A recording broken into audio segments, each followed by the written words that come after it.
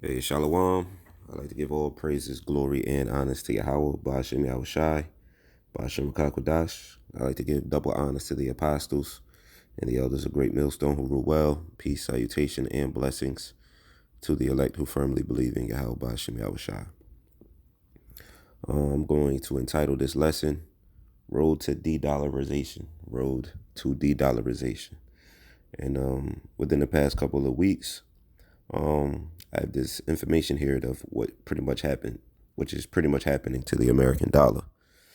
It says, well, right, China's yuan is now the most traded currency in Russia for the first time, replacing the US dollar. Japan will now buy oil from Russia. The president of Kenya just told his citizens to get rid of the US currencies.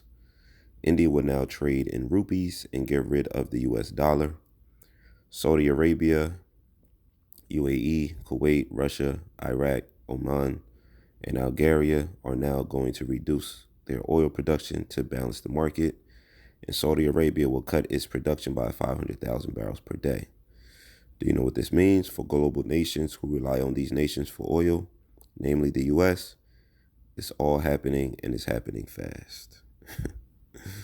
Well, let's get the scriptures, man. This is the news we like to see, right? This is the news and information that we like to see. This is the news and information that we ought to be reporting on. Because look, spiritually, the more we report on these things, the quicker these things will happen. Because we're talking about it. That's what the Lord said. Habakkuk chapter 2, verse 1, I will stand upon my watch and set me upon the tower, and will watch to see what he will say unto me, and what I shall answer when I am reproved. And this is a clear example. We are on the watchtowers, us brothers, us prophets. We are on the watchtowers, right? And we're paying attention to what the Lord is saying to us, via the Holy Scriptures, right? Via the current events, and we filter it through the Holy Scriptures. It says, and Yahweh answered me and said, write the vision and make it plain upon tables that he may run that readeth it. And that's why we break down what we're actually reading when it comes to the Holy Scriptures.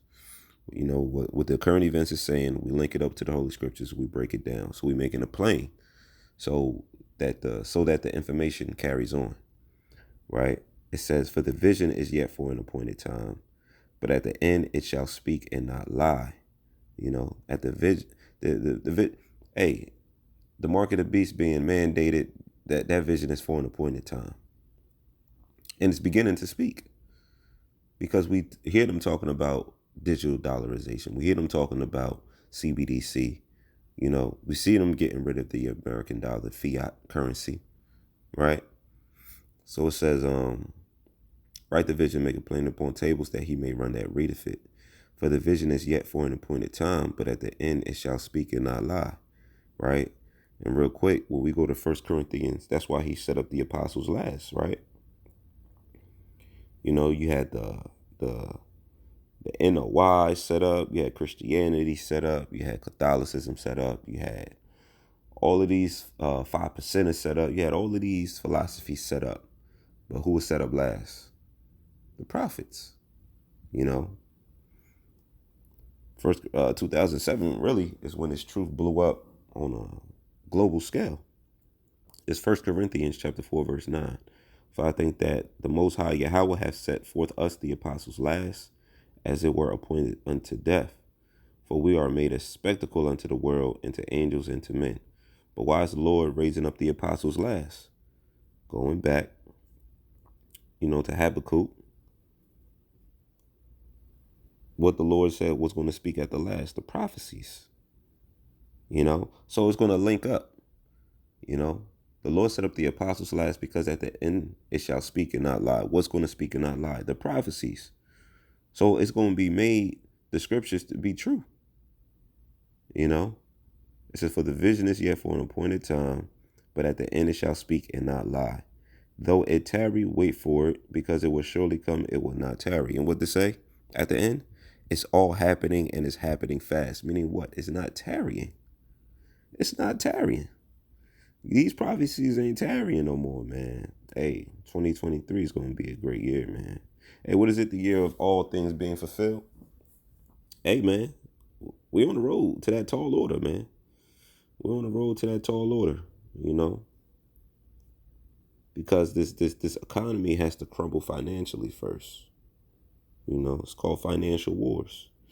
Jeremiah chapter 28, verse 8, the prophets that have been before me and before thee of old prophesied both against many countries and against great kingdoms, of war and of evil and of pestilence. You know, so if you call yourself a prophet, a pastor, a teacher, and you're not speaking upon America, you're not speaking against Israel, you're not speaking against China, you're not speaking against Russia, then essentially what are you talking about? Saudi Arabia, India? Then what are you talking about?